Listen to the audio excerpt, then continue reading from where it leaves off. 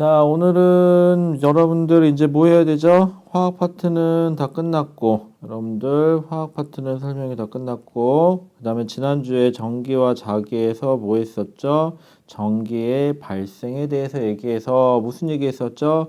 마찰전기 얘기했었고요. 그 다음에 검전기 얘기를 했어요. 그래서 의외로 검전기가 많이 좀 힘들었을 거예요. 생각보다 좀 까다로워요, 검전기가. 쉬운 검전기는 쉬운데 그 뭐 다른 걸로 대전시키는 과정이 있고 뭐 손이 접지라는 과정이 들어가면 좀 힘들었을 거예요. 근데 마찰전기는 그렇게 어렵진 않은데 가끔 예시 문제를 좀 틀리는 경우들이 있으니까 예시 문제는 틀리면은 아 이렇구나 하고 새롭게 좀 알아두시기 바랍니다. 자, 그래서 오늘은요 전류와 전압과 저항에 대한 그래서 전류 보통 I라고 많이 쓰고요. 전압 V라고 많이 쓰고요. 저항 R이라고 많이 쓰 있다 설명하겠지만 그래서 오늘은 ohm의 법칙이라고 하는 V는 IR, V는 전압은 전류와 누구의 곱이다? 전압은 전류와 저항의 곱이다라고 얘기한 게 ohm의 법칙인데 이 ohm의 법칙에 대해서 이야기를 할게요. 자, 그럼 여러분들 책으로는 60페이지인가 보네요. 자, 우리 60페이지로 한번 넘어가 보자. 자, 이 전류, 전압, 저항. 우리는 오늘은 뭐 한다고? V는 I 곱하기 R이에요. 라고 얘기하는 ohm의 법칙을 결론적으로는 하고 싶은 겁니다. 자, 먼저 전류와 전압에 대한 설명이 나와요. 전류는 뭐고 전압은 뭐냐? 그리고 이 뒤에는 저항이 뭐냐라는 설명이 나올 거예요. 자, 먼저 전류인데요. 전류 말 그대로 전류는 전기를 흐른다 정도라고 생각하시면 돼요. 자, 그래서 뭐라고 써 있냐면은 얘네는 보면은 전하의 흐름이다. 즉 전기를 흐르게 하는 거는 누가 이동하는 거다? 전하라는 게 이동을 하는 거다. 전하가 흘러가는 거를 우리는 뭐라 그러자? 전하가 흘러가는 것을 우리는 전류가 흐른다라는 표현을 써요. 자, 그런데 문제는 이 전하에는 우리 플러스 전하하고 마이너스 전하가 있죠. 자, 그런데 세상에 이름을 플러스라고 정의 내리고 마이너스라고 정의 내리는 순간 이 플러스를 우성형, 좀 더 나은 걸로 봐요, 일반적으로. 자, 그래서 처음에 사람들은 플러스도 움직이고 마이너스도 움직일 거다라고 생각을 했어요. 그런데 둘 다 움직이니까 머리가 아픈 거야. 둘 다 움직이게 하니까 너무 머리가 아프니까 그러지 말고 너는 가만히 있어. 너만 움직이자. 그래갖고 처음에는 이 플러스 전하만 움직인다고 생각했어요. 그런데 시간이 흘러서 나중에 보니까 실제로는 플러스가 움직이는 게 아니라 누구다? 이 마이너스라는 그래서 얘를 특별하게 마이너스를 움직이는 입자다라고 얘를 뭐라 그러냐? 전자라고 부릅니다. 그래서 이 전자라고 부르는 것들이 움직이더라라고요. 아니 그런데 이미 플러스가 움직여서 전기가 흐른다라고 생각을 해버렸거든? 근데 나중에 보니까 마이너스가 움직여서 전기, 즉 전자가 움직여서 전기가 흐른다라고 얘기하니까 너무 복잡한 거야, 사람들은. 에이, 그러지 마. 그러지 말고 플러스가 흘러가는 거를 전류 방향이라고 놓고 그 다음에 실제로는 마이너스라는 전자가 전류의 반대 방향으로 움직이는 거야 라고 생각하면 좀 우리 굳이 다시 바꿀 필요가 없잖아 이런 생각을 하게 된 거야.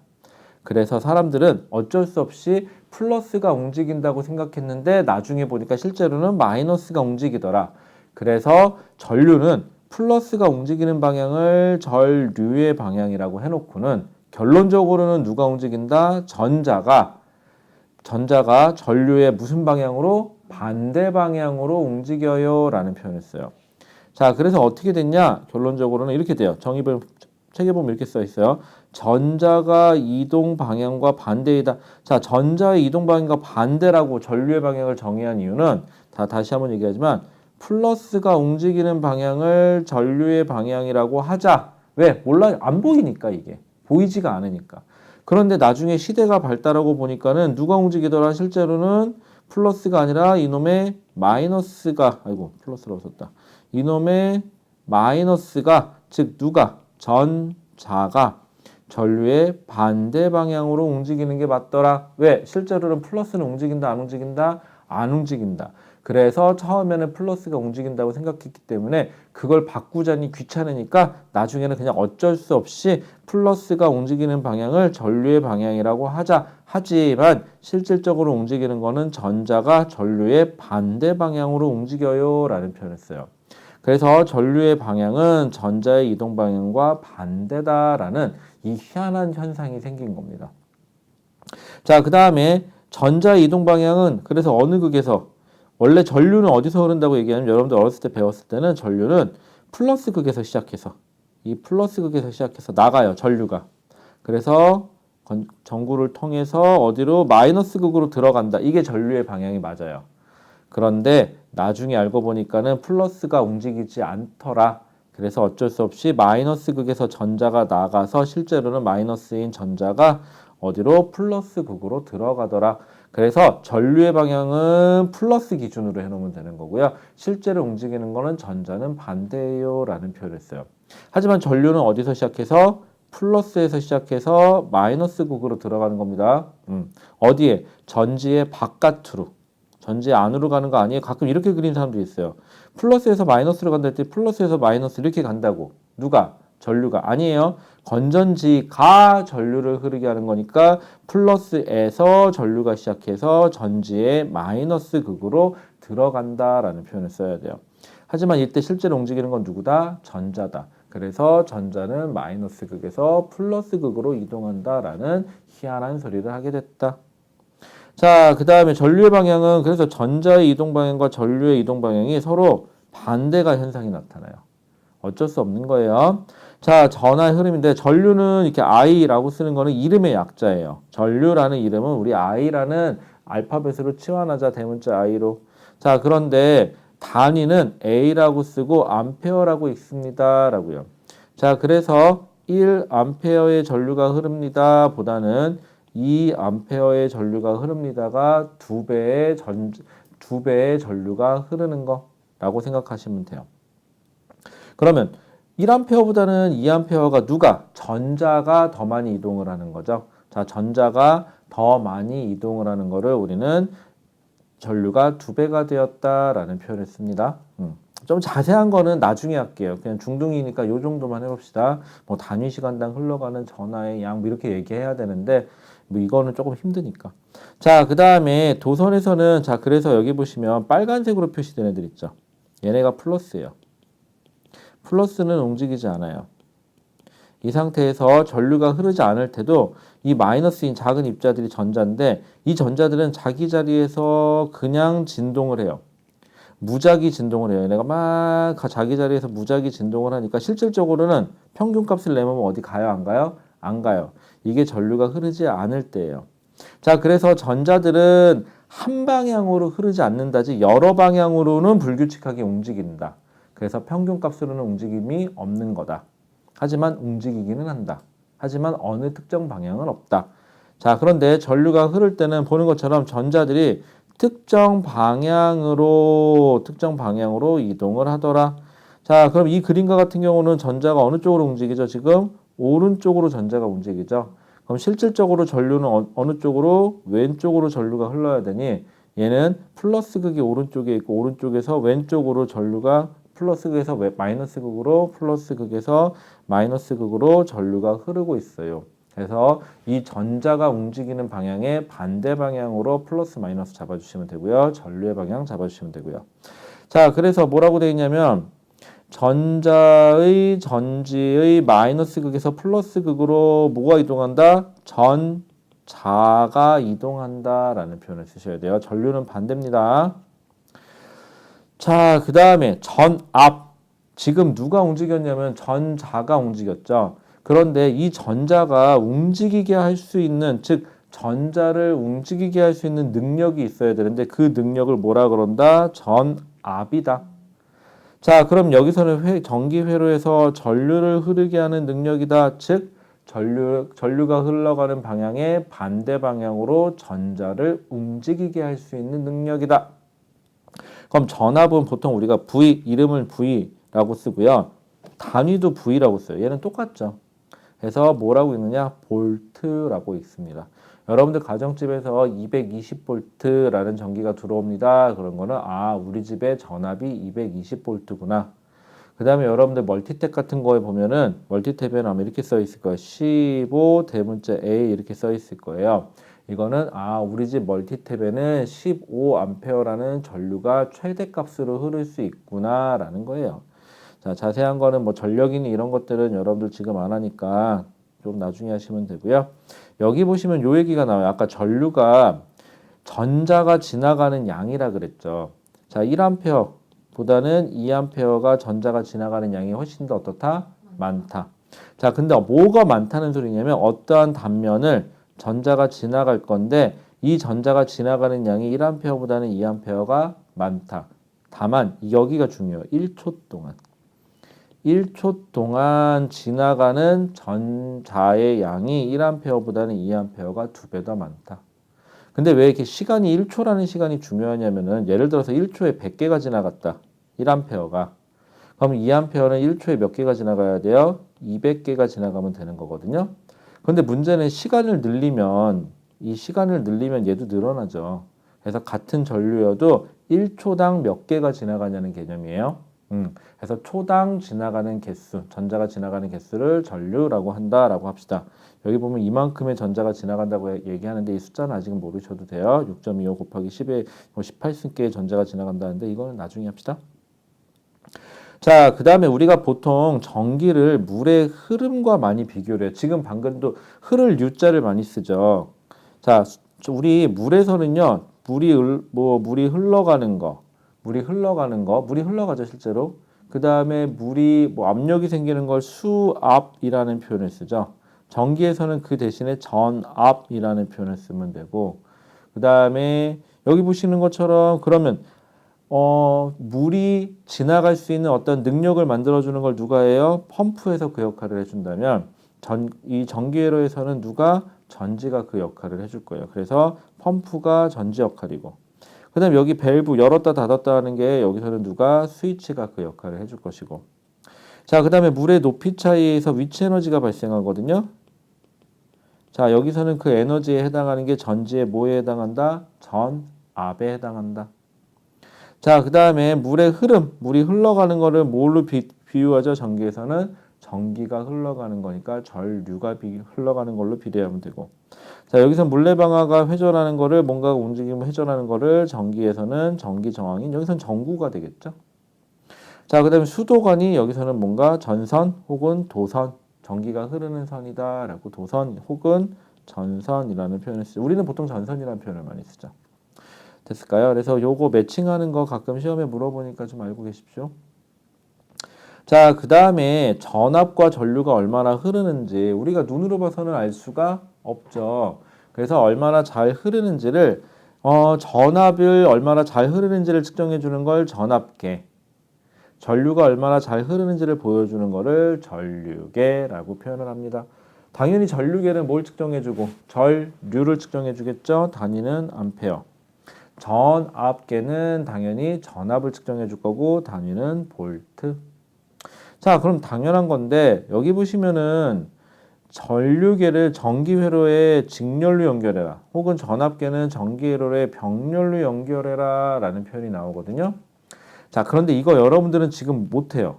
여러분들 냉정하게 얘기해서 여러분들 능력으로는 아직 왜 얘를 직렬로 연결해야 되고 얘를 왜 병렬로 연결해야 되는지를 얘기를 못하거든요. 그럼 우리 이거 이렇게 하죠. 오늘 수업을 다 듣고 나면은 뒤에서 병렬 연결과 직렬 연결을 얘기할 거거든요.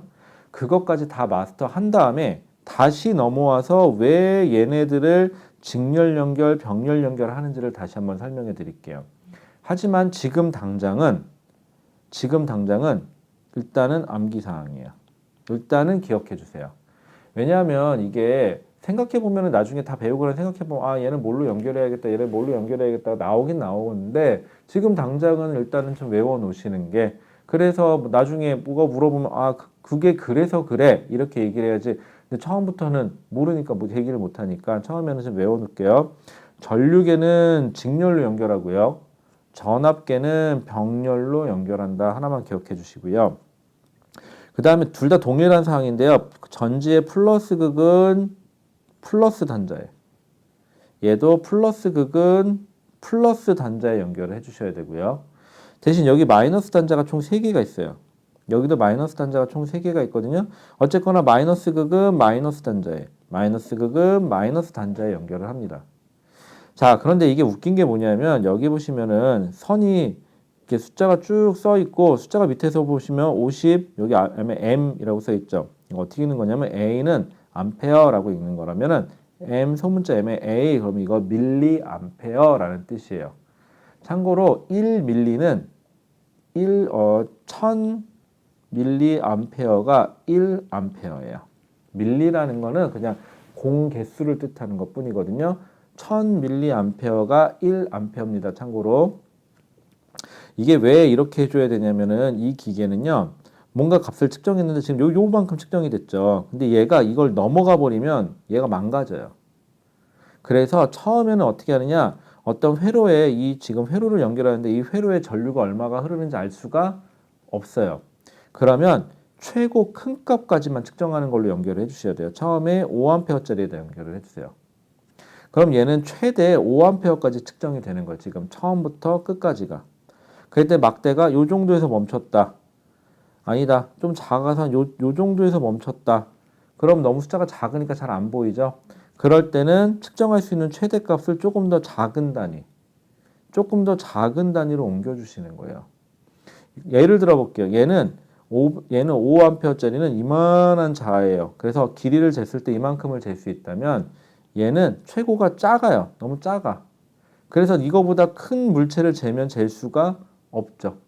대신 이 큰 자에다가 자가 큰 게 있는데 이 큰 자에다가 실제로 내가 재고 싶은 거는 요만한 거야. 요만한 거야. 그럼 너무 작아서 얘 눈금에 걸리죠. 그러면 정밀한 측정을 못 하죠. 그래서 더 작은 단위가 최대값이 되게 더 낮춰주면서 측정을 하는 겁니다. 그래서 측정할 때는 제일 먼저 제일 큰 단위에다가 연결을 해서 측정을 하시고 작은 단위로 내려가서 최고값을 넘어가지 않는 한계까지 내려가면서 측정을 한다라고 할게요. 일단은 요 정도만. 그래서 처음에 전압계와 전류계가 있고 얘네들은 병렬 연결 또는 직렬 연결이 있다는 것만 기억해 주시고 둘의 공통사항은 플러스 극은 플러스에다 연결을 해주셔야 되고 마이너스 극은 마이너스 극이 3개 있는데 이 중에서 어디에 제일 먼저 연결하고 제일 큰 거에다가 해서 작은 거로 연결하는데 지금 얘는 어디에 연결되어 있죠? 500mA 연결되어 있죠. 그럼 값을 읽을 때는 요 라인을 따라서 읽어주셔야 돼요. 그럼 얘는 여기에 선이 가 있지만 실제로는 300과 지금 400 사이죠. 요 값 어디죠? 그럼 예를 들어서 한 350이라고 칠게요. 숫자가.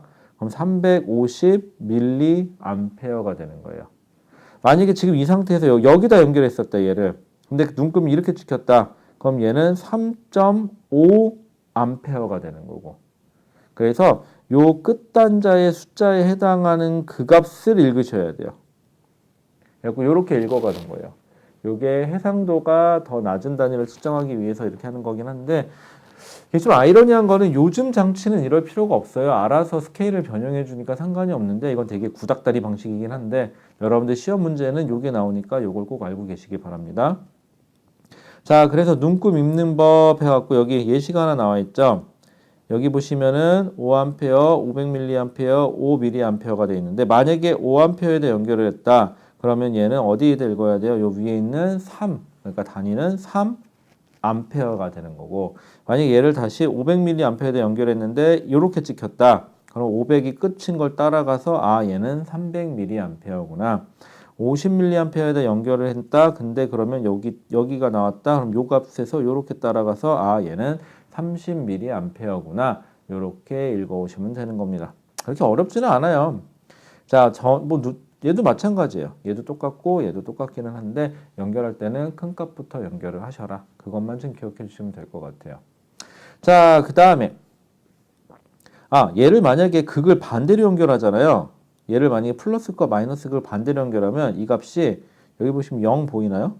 가운데. 지금 0에서 플러스 쪽으로 움직였죠. 이걸 뒤집어서 연결하면은 얘가 바늘이 이 마이너스 쪽으로 가요. 반대로 움직여요. 여기를 0을 기점으로 오른쪽이 아니라 왼쪽으로 움직이거든요. 그러니까 잘못 측정된 거예요. 이렇게 되면은. 그래서 극을 바꿔다시기 바랍니다. 자, 그다음 넘어가서. 그래서 문제 한번 풀어보시면 되는데 여기 한번 연결한 거 한번 잠깐 볼까요? 5번 문제만 잠깐 볼게요. 자, 그럼 여기 플러스, 먼저 왼쪽 거. 왼쪽 거는 뭐죠? A라고 써 있으니까 이거 전류계. 여기 플러스가 있으니까는 건전지가 만약 연결되어 있다면 여기에 무슨 극? 플러스 극에 연결해 주시고 이쪽 끝은 마이너스 극에 연결을 해 주시면 돼요. 아, 맞다. 이따 기호를 얘기하긴 할 텐데 건전지 기호를 얘기할 때는요. 어떻게 얘기를 하냐면 짝대기 두 개로 긋거든요. 긴 짝대기하고 짧은 짝대기를 거요. 이렇게. 근데 요 긴 게 플러스 극이고요. 짧은 게 마이너스 극이에요. 그게 왜 그러냐면 긴 게 전압이 높다라는 표현이고요. 짧은 게 전압이 낮다. 그래서 전압이 높은 게 플러스, 작은 게 마이너스예요.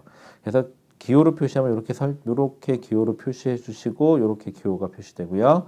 그래서 요 긴 쪽에다가 플러스 연결하시고 짧은 쪽에다가 마이너스 연결하는데 지금 어디에 500mA에 연결되어 있으니까 얘는 읽은다 그러면 어디 500에서 가니까는 얘는 400mA죠, 답이.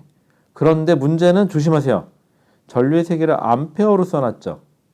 우리는 여기가 지금 읽으면은 400mA예요. 그런데 1000mA가 1A라 그랬죠. 그럼 400mA는 0.4A예요. 그래서 여기 들어갈 값은 0.4. 물어보기는 암페어 단위로 물어봤으니까 암페어 단위로 대답을 해주셔야 됩니다. 자, 그런데 우리가 연결되기는 어디에 연결되어 있기 때문에 500mA에 연결되어 있기 때문에 400mA가 답인데 물어본 답은 암페어로 제시했으니까 0.4A다. 자, 그 다음에 얘는 15V 연결되어 있죠. 여기 밑에 값에. 그럼 여기 보시면은 얘는 얼마예요? 10하고 15인데 11, 12, 13, 14, 15죠. 10인데 여기가 10이고 여기가 15인데 그럼 이게 얼마야? 0.5. 절반이죠, 여기가. 하나, 둘, 셋, 넷, 하나, 둘, 셋, 넷, 다섯, 여섯, 일곱, 여덟, 아홉, 10칸 맞네요.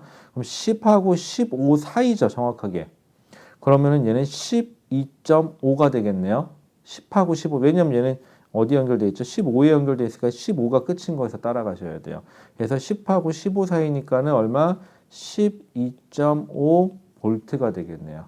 그래서 굳이 따지자면 여기는 12.5V가 답이 돼야 되고 만약에 얘도 밀리나 이런 걸로 써 있으면 단위 바꿔주셔야 됩니다. 됐죠? 자, 그 다음 페이지 넘어가 볼게요. 아직까지는 할만해요. 뭐가 문제냐? 사실 저항도 좀 할만해요. 저항 좀 잘 틀려요, 보통. 자, 저항. 말 그대로 저항. 전기에 대해서 저항하는 거. 못 가게 막는 겁니다.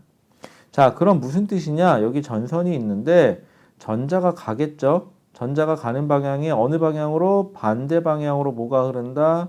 전류가 갈 거예요. 전류가 가려고 그러는데 이 전류를 못 가게 막는다. 막는 정도를 우리는 뭐라 그런다? 저항이라 그런다.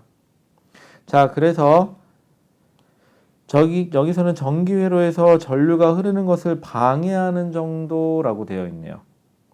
자, 단위는 요렇게 써요.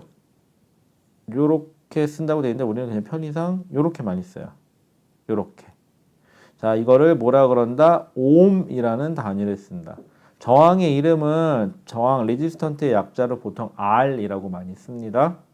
자, 그럼 1옴은 이게 1V의 전압을 걸었을 때 1A의 전류가 흐르는 도선의 저항이다라고 되어 있는데 무슨 소리야 이게? 그치? 모르겠죠. 이거는 사실 여러분들한테 이렇게 얘기하는 건 좀 어려워요. 그래서 우리 한 번에 갈게요. 원래는 이제 옴의 법칙이라 해서 한 번에 갈게요. 옴이란 사람이 가만히 보니까 전압이 높으면 전류가 잘 흐르더래요. 당연하겠죠. 생각해 보세요. 물의 높이 차이, 아까 물에 비유했는데 물의 높이 차이가 커요. 물의 높이 차이가 이만큼 있었던 게 물이 이렇게 내려가는 것보다는 더 큰 높이 차에서 물이 내려가는 게 물이 훨씬 더 잘 흐르죠. 그러니까 전압이 높은 곳, 즉 높이 차가 더 높은 곳에서 물로 따지면 높이 차가 더 높은 게 전압이 높은 거니까 전압이 높은 데서 전류가 더 잘 흐르더라. 그래서 전압과 전류는 무슨 관계에 있더라? 비례 관계에 있더라. 자, 그런데 이러한 비례 관계에 있는데 그러면 전압은 전류예요. 이렇게 하면 좋겠죠. 그래도 옆에다가 곱하기 여기다 비례상수를 하나 곱해야 돼요. 비례상수 요렇게. 자, 그래서 비례상수 대신에 이 옴이라는 사람이 곱하기 얼마를 했어요. 그래서 V는 I 곱하기 뭔가를 이렇게 곱했어.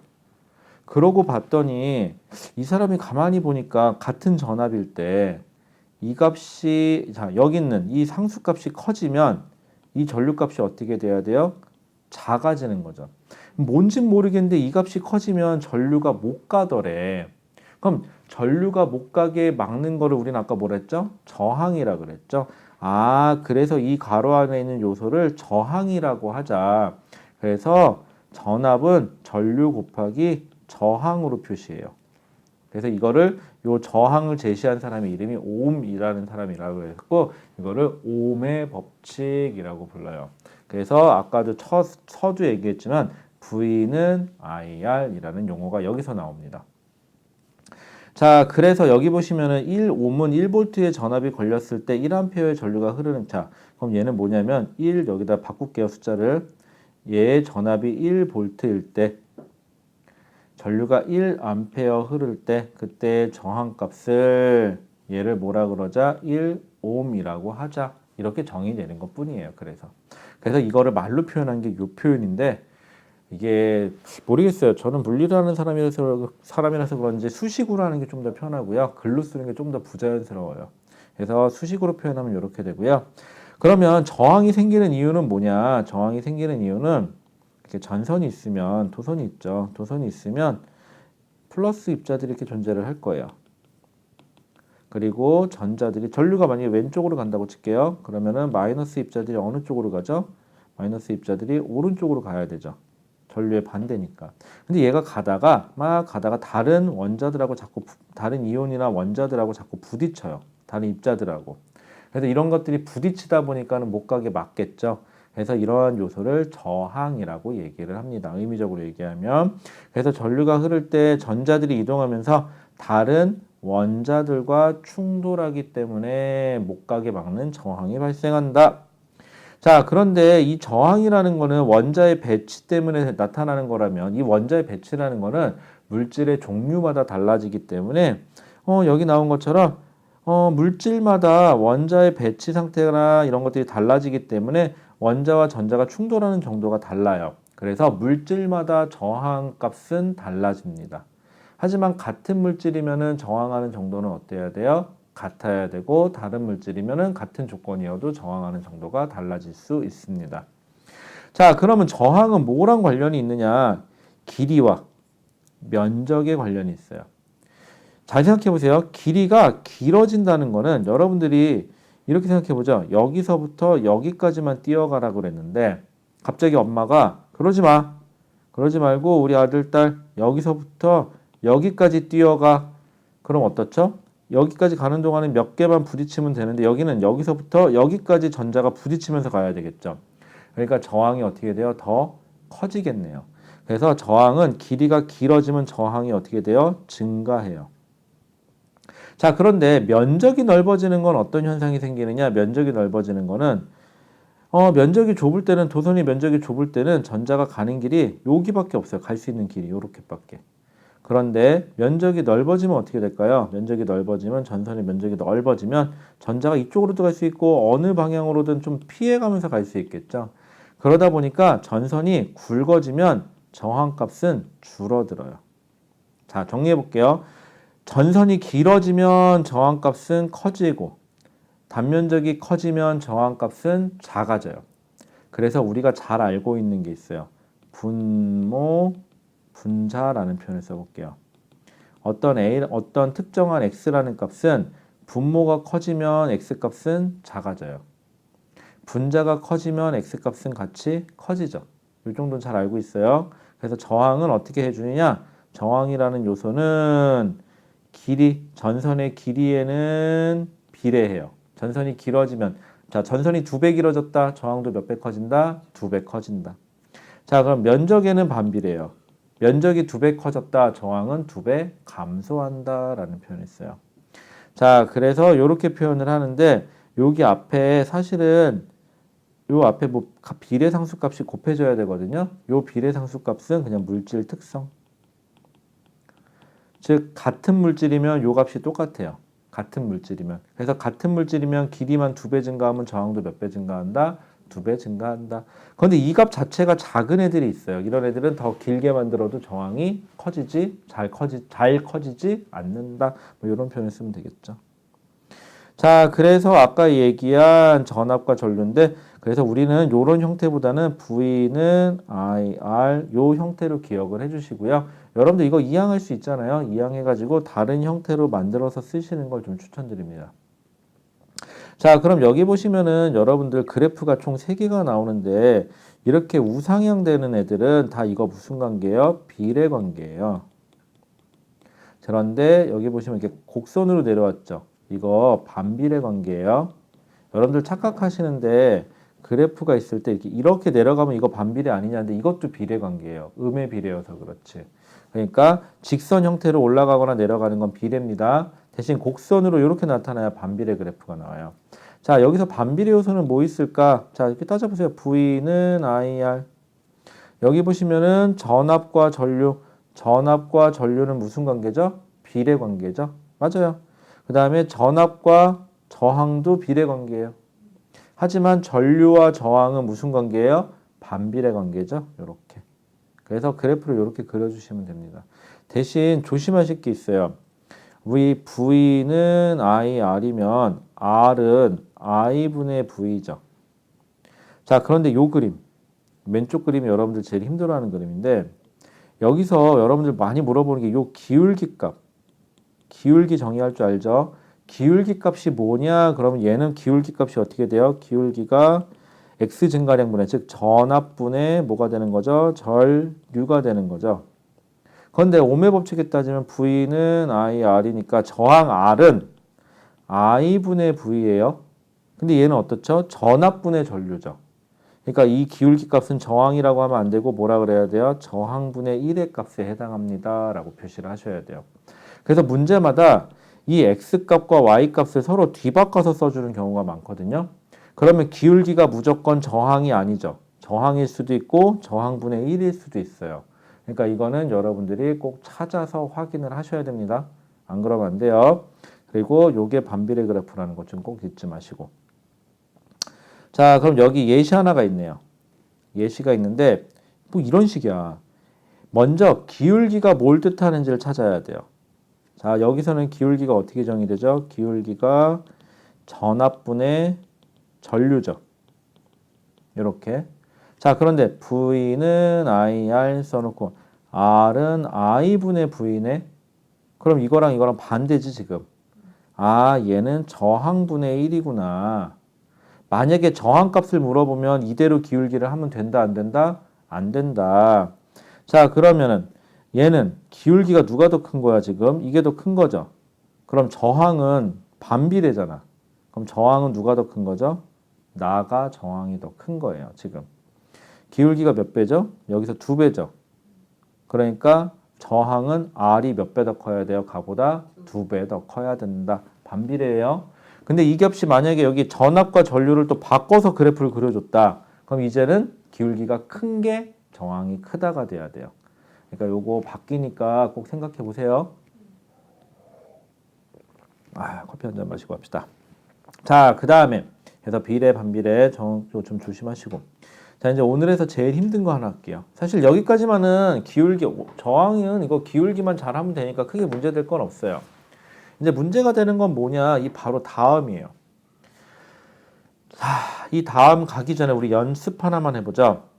자, 먼저 7번 하나만 해볼게요. 자, 같은 재질이래요. 재질이 같으니까 길이하고 단면적의 비례냐 반비례냐만 따지시면 됩니다. 자, B는 도선 A의 저항이 몇 배이냐라고 물어봤으니까 저항 A의 저항부터 정의 내려야 되죠. A의 저항 R이라고 표현하면 R은 자, 면적에는 반비례하고 1mm 제곱미터에는 반비례하고 길이 1m에는 비례하겠죠. 여기 뭐 상수값 하나 있는데 어차피 같은 재료니까 요 값은 똑같아요, 지금. 자, 그럼 얘는 모르겠어요. R 프라임이라고 해볼까요? 얘는 요 비례상수값이 똑같으니까 건드릴 필요 없는데 면적이 몇 배? 3배로 늘었네요. 길이는 몇 배? 2배가 늘었죠. 아, 그러면 얘에 비해서 얘가 그럼 얘는 어떻게 되죠? 정항 R은 얼마가 되면 되죠? 3분의 2배가 되면 되겠죠. R에. 아, 그러면은 B의 저항은 A의 저항이 몇 배니? 그러면 3분의 2배예요 라고 대답을 해주셔야 돼요. 그쵸? 근데 이게 또 누가 누구의 몇 배냐면 또 이게 또 되게 헷갈려. 그러니까 글 잘 읽고 푸세요. 이거 무작정 하다 보면 이거 반대로 쓰는 경우 종종 발생합니다. 괜히 틀려갖고 억울하다 그러지 마시고. 자, 그 다음에 또 하나만 더 해볼게요. 여기 밑에 보시면은 여기서 저항 구하래요. 그럼 다시 저항, 여기서 저항은 V는 IR이니까 저항 R은 I분의 V예요. 그럼 기울기를 구하면 안 되죠. 기울기는 X가 지금 전압이니까 넣으세요. 그러면 전류가 얼마 증가했죠? 두 점만 잡으세요. 아무데나. 저는 여기다 잡을게요. 6이 증가했죠. 6A 분의 전압은 얼마 증가했죠? 30이죠? 거꾸로 써주시면 돼요. 30V. 단위는 암페어하고 볼트 쓰셔야 돼요. 미리암페어 이런 거 쓰시면 안 됩니다. 원래 정확하게 계산하실 때는 65, 30이니까 5옴 이렇게 써주시는 게 정답이에요. 됐죠? 조심하시고. 그래서 무작정 기울기를 구한다는 거 어서 주워 들어가지고 무작정 기울기 구하지 마시고 뭐분의 뭐인지를 정확히 확인해 주셔야 됩니다. 자, 그 다음에 넘어가서. 자, 이제 여기가 키포인트야. 저항의 연결. 아까 저항의 연결의 주인공은 오늘의 주인공은 저항입니다. 저항이 직렬 연결됐냐? 저항이 병렬 연결됐냐? 자, 그런데 지금 뭐예요? 얘네들이 뭘로 표시되어 있냐면 기호로 표시되어 있어요, 또. 그럼 기호부터 알아야 돼요. 자, 먼저 요렇게 가다가 요렇게 놓고 동글뱅이 붙여 놓은 거 여기 뭐 왼쪽에 오른쪽에 써 있는데 얘를 뭐라 그러냐면 얘는 정구예요. 그럼 여기 정구 있고 여기 정구 있는데 정구도 여러분 정구도 전기를 사용하는 애들이죠. 이게 일종의 저항 장치예요. 정구도 저항입니다. 자, 근데 여긴 저항이 연결인 저항이 어떻게 돼 있죠? 하나 연결되고 그리고 다 함께 바로 연결돼 있죠. 이렇게 하나가 연결돼서 다 함께 바로 연결되어 있는 거를 직렬 연결되어 있다 그래요. 누가? 저항이. 자, 그런데 오른쪽은 보시면 전선이 가다가 두 개가 분리되죠. 분리되고 전구 하나를 지나가죠. 각각 지나가죠. 그리고 가다가 다시 만나네요. 얘는 어떻게 됐죠? 하나가 가서 전구를 지나고 다음 전구를 지났죠. 근데 얘는 가다가 분리돼서 가다가 다시 합쳐지죠. 이런 걸 우리는 누가? 저항이 병렬 연결되어 있습니다. 라는 표현을 써요. 됐죠? 그 다음에 아까 여기 요렇게 표시해줬는데 긴 게 뭐라고? 요게 플러스, 요게 마이너스. 그래서 여러분들이 잘 아는 건전지 그림으로 그려주면 요렇게 그려야 돼요. 그래서 여기가 플러스, 여기가 마이너스 극입니다. 저렇게 짝대기 두 개 걷지만 긴 게 플러스, 전압이 높다라는 표현이에요. 긴 게. 자, 그러면 그림을 봤을 때 이제 직렬 연결인지 병렬 연결인지를 따져야 돼요. 왼쪽 거는 전류가 가다가 저항 하나를 지나고 다음 거를 그냥 지나네. 아, 두 저항은 직렬 연결되어 있구나. 여기서는 전압에 전류가 가다가 나뉘어서 위로도 가고 아래도 가는구나. 분리돼서 들어갔다가 만나는구나. 아, 이건 이 저항들이 뭐가 돼 있다? 병렬 연결돼 있다. 자, 그러면 직렬 연결돼 있을 때랑 병렬 연결돼 있을 때 뭐가 같고 뭐가 다른지를 알아야 되거든요. 자, 그런데 우리 여러분들 안타까운 건 여러분들 무시하는 건 아닌데 중등이죠. 중등인 여러분들이 전기에 대해서 아는 게 별로 없어요, 지금. 그러다 보니까 얘를 제가 최대한 어떤 거는 원리를 설명을 하겠는데 어떤 부분은 좀 외우셔야 돼요. 왜? 지금 현재 능력으로는 이건 마치 2 곱하기 3이 왜 6이에요? 라고 물어본다면 2를 3번 더하세요 라고 얘기를 할 건데 문제는 더하기를 할 줄 모르는 애야. 근데 구구단을 외우래. 근데 구구단은 2를 3번 곱하면 2 곱하기 3이 돼요 라고 얘기하고 싶은데 더할 줄을 몰라. 이런 사태야 니네가 지금. 지금 아는 게 없지. 그러다 보니까 조금 외워야 할 거하고 이해해야 할 거 나눌게요. 자, 첫 번째 전류 보세요. 자, 전류가 가요. 전류가 가다가 그대로 지나가고 그대로 지나가죠.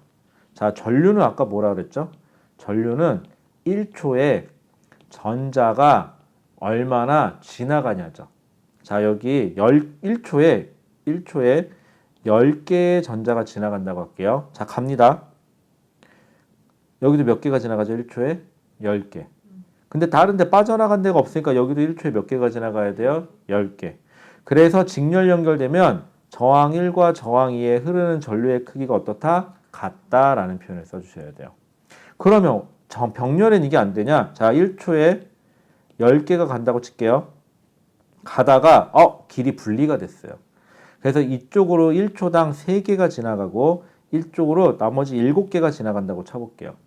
그러면 1초에 10개 지나가는 거 우리 10A라고 따져볼게요. 예를 들어서 여긴 1초에 3개 지나가서 여긴 몇 A가? 3A가. 여긴 1초에 7개가 지나갔으니까 여기는 몇 A가? 7A가 지나가야 돼요. 그리고 만나서는 다시 1초에 몇 개가 되죠? 10개가 됐겠죠. 그래서 다시 10A의 전류가 흘러요. 이렇게 되거든요. 근데 중요한 거는 저항에 흐르는 전류가 같지 않네요.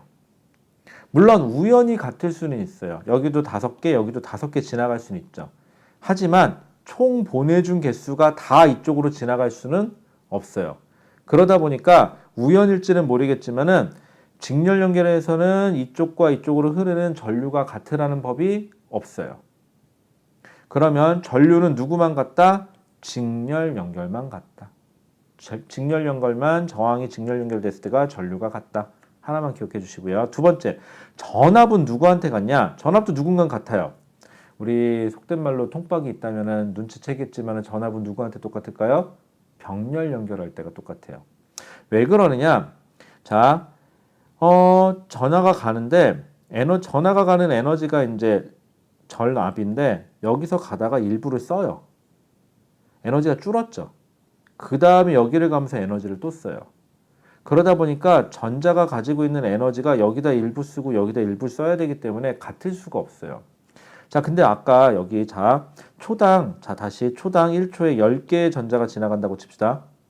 10A였어요. 자, 그런데 얘가 가다가 이쪽으로 3개, 이쪽으로 7개가 지나간다고 가정해봤죠. 그럼 여기에는 3A의 전류가 흐르고 여기에는 7A의 전류가 흘러요. 자, 그런데 이 전자 하나하나가 가지는 에너지를 전압이라 그러거든요. 그런데 여기 3개 지나갔다고 해서 3개가 가지는 각각의 에너지는 똑같죠. 여기 7개가 지나간다고 하지만 7개가 가지는 에너지도 모두 다 어때요? 똑같아요. 그러면 여기도 전압이 V라는 전압으로 전자가 지나가고요. 전하 한 개당 에너지가 전압이니까 여기도 전압이 얼마? V라는 전압으로 에너지가 지나가겠죠. 그래서 병렬 연결일 때는 위아래가 뭐가 똑같다? 전압이 똑같다. 그럼 직렬 연결이면 여기 1초에 10개가 지나갔는데 여기에도 1초에 10개 지나갈까 10A가 지나가고 여기도 1초에 10개가 지나니까 10A가 지나갈까 전류는 똑같은데 10개가 다 전자가 있는데 그 중에서 에너지가 얘가 에너지가 예를 들어서 10V의 전압을 가지고 있었는데 아니다. 편의상 다르게 하자. 5V의 전압을 가지고 있어. 전자 하나가 가지는 애들이 5V예요. 전자 하나하나가 다 5V씩의 에너지를 가지고 있었는데 여기를 지나면서 3V를 썼어요. 하나씩 다. 그럼 전자가 이때부터는 얼마의 에너지만 가지고 있죠? 2V의 에너지만 가지고 있죠. 그럼 두 번째 저항에는 몇 볼트? 2V의 전압만 걸려야 돼요. 그렇기 때문에 직렬 연결에서는 전압이 같을 수가 없어요. 우연히 같을 수는 있을지 모르겠지만 같으라는 법은 없어요. 자, 정리해 볼게요. 자, 지금부터 정리해 볼게요. 자, 지금 조심하세요. 저항의 직렬 연결일 때는 뭐만 같다?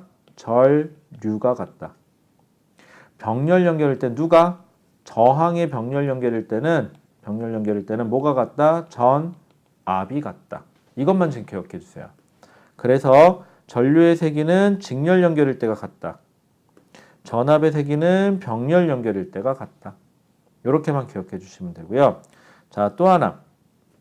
여기 증명하는 거 막 나오기는 하는데 이거 계산해 보면서 좀 늘릴게요. 각각을 또 따로따로 한 김에 합시다. 각각을 따로따로 쳐다보셔도 돼요. 자, 먼저 이거 직렬 연결인데 여기에 전압이 V1이란 전압이 걸렸대요. 그리고 이때 저항이 R1이래요.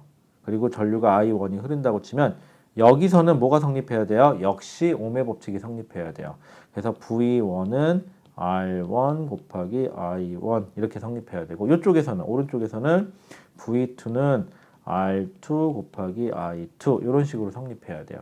전체에서는 어떻게 될까요? 전체에서는 전체 전압은 저항이 얼마가 있는데 그때 전류가 흐를 거예요 라고 했죠. 근데 전류가 어떻다고 얘하고 처음하고 같다. 이게 다 전류 I니까 얘랑 똑같으니까 그럼 얘는 어떻게 해주면 되니? 라고 물어보면은 근데 이걸 계산하는 거 나올 건데 중요한 건 이렇게 생각할게요. 너무 복잡해 이렇게 하면 아직은 여러분들에게는 저항은요 직렬 연결하면 증가되니까 무조건 직렬 연결하면 저항값을 더하세요. 이게 전체 저항값이에요. 병렬 연결일 때는 역수분의 1을 하세요. R1분의 1 더하기 R2분의 1은 전체 저항분의 1이에요. 그래서 전체 저항을 계산하려면 다시 어떻게 하셔야 돼요? 계산한 다음에 다시 역수로 하셔야 돼요. 이거는 예제 몇 개 풀어보는 게 더 낫겠다. 이게 조금 생각보다 까다로워요. 자, 그런데 이거 하나만 또. 직렬 연결하고 병렬 연결하고 가장 큰 특징. 만약 여기를 끊었어. 그럼 전류 흐를 수 있다 없다? 없다. 여기를 끊었어. 얘는 여기는 전류가 못 가지만 여기는 전류가 지나간다. 직렬 연결이 됐을 때는 하나라도 끊어지면 전류가 흐를 수 있다 없다? 없다. 하지만 병렬 연결은 하나가 끊어져도 전류가 흐르는 데 지장이 있다 없다? 없다. 그치? 자, 그래서 직렬 연결은 하나라도 끊어지면 전류가 못 간다. 하지만 병렬 연결은 하나 끊어져도 다른 곳으로는 전류가 가는데 지장이 있다 없다? 없다. 직렬 연결은 뭐가 똑같다? 전류값이 똑같다. 병렬 연결은 뭐가 똑같다? 전압이 똑같다. 이것만 지금 기억해 주시면 돼요. 됐을까요? 너무 좀 어렵지?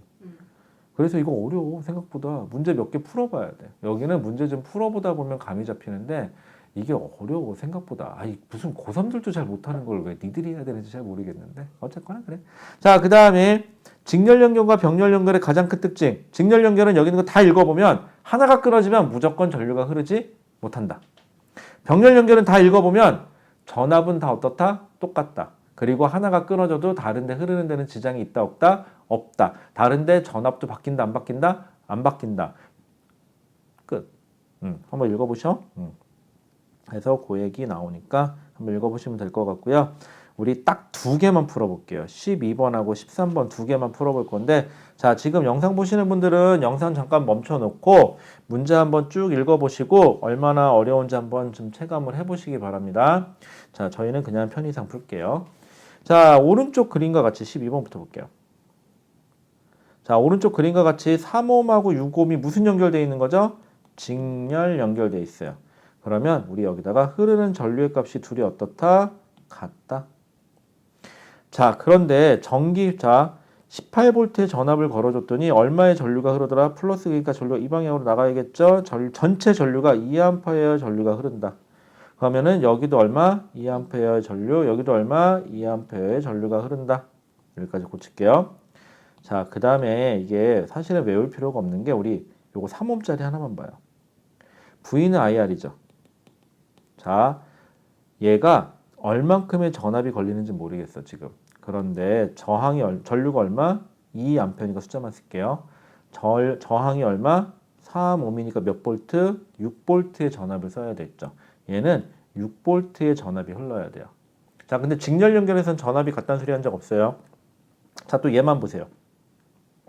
저 역시 V는 IR인데 얘는 전압이 얼마가 흘러야 되냐면 두 번째라고 해볼까요? 전류가 2A가 저항이 6이니까 얼마? 6이는 6이 10이니까 12V의 전압이 흘러야 돼요. 그러고 나서 보니까 어때요? 6하고 11을 합치니까 얼마로 맞아떨어져야 돼요? 18로 맞아떨어져야 돼요. 아, 직렬 연결일 때는 전체 전압과 각 저항에서 사용하는 전압의 합이 어때야 된다? 같아야 한다. 그 다음에 흐르는 전류값은 전체 전류랑 어때야 된다? 같아야 한다. 라는 결론에 떨어지죠. 자, 그 다음에 아까 직렬 연결하면은 이거 등까지 한번 좀 이따 보자. 자, 그 다음에 그러면은 시킨 대로 해볼게요. 두 저항이 직렬 연결되어 있으므로 3옴과 6옴에 흐르는 전체 전류는 각각 얼마다? 2A다. 됐죠? 2A. 자, 그 다음에 3옴에 걸리는 전압은 2A로 그러니까 V는 IR 하니까 얼마? 2A 곱하기 몇 옴? 3옴짜리니까는 그래서 몇 볼트? 6볼트의 전압이 사용된다.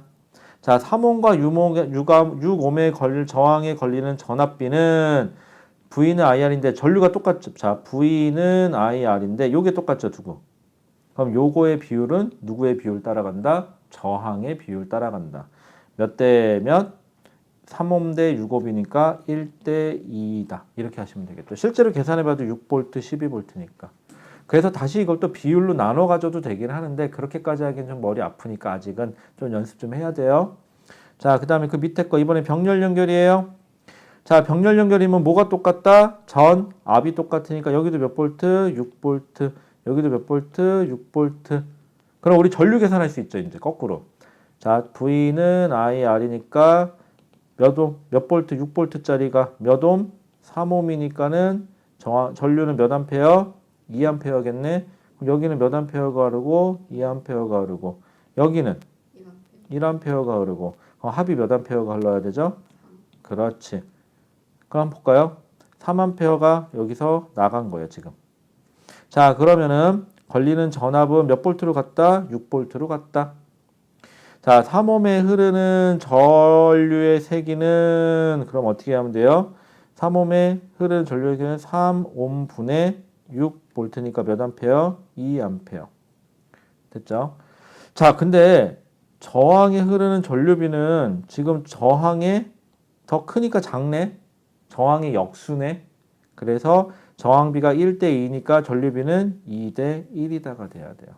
자꾸 이렇게 비율을 자꾸 따져보셔야 되거든요. 이거 나중에 뭐 키르요프 법칙이나 이런 거 배워보면 충분히 알 수는 있는데 중등 과정에서는 이런 거 하나도 안 배우고 가르치다 보니까 학교에서도 어느 정도는 그냥 외워라 라는 식으로 자꾸 얘기를 할 건데 어쩔 수가 없어요. 처음에는 여러분들이 구구단 처음에 외우듯이 하지만 나중에는 구구단이 왜 그렇게 생겼는지를 알듯이 처음에는 어쩔 수 없이 우리가 좀 외워야 할 것 같아요. 그래서 필요한 부분은 좀 외워서 공부를 하시기 바랍니다. 자, 이렇게 했고 그 다음에 이 그래프 보시면은 이거 전압과 전류가 X축, Y축 누구냐에 따라서 기울기가 저항이냐 저항분의 1이냐가 바뀌니까 꼭 확인하셔. 그럼 어떻게 하면 돼요? V는 IR 써놓고 하시면 됩니다. 까먹지 마시고 플러스 마이너스 극 조심하시고 해서 문제가 좀 있는데 문제 좀 꼭 좀 풀어보시고 중등과정이라 뭐 그렇게 아주 복잡한 거는 예전에는 이거를 다 배우긴 했는데 지금은 다 빠져가지고요 그렇게 어렵지는 않을 텐데 생각보다 마지막에 한 게 좀 어려울 거예요. 자, 그래서 실력 탄탄까지 해서 여러분들 문제 풀어주시기 바라고요. 그렇게 하시고 문제 질문은 수업 시간 때 다시 질문 받을 거니까 그때 다시 해주시기 바라고요. 혹시 이해 안 가는 거는 수업 시간에 다시 꼭 질문해 주셔야 됩니다. 자, 그러면은 오늘도 고생 많으셨고요. 힘들겠지만 우리 또 공부하고 다음 주에 다시 또 보도록 하겠습니다. 네, 들어갈까요?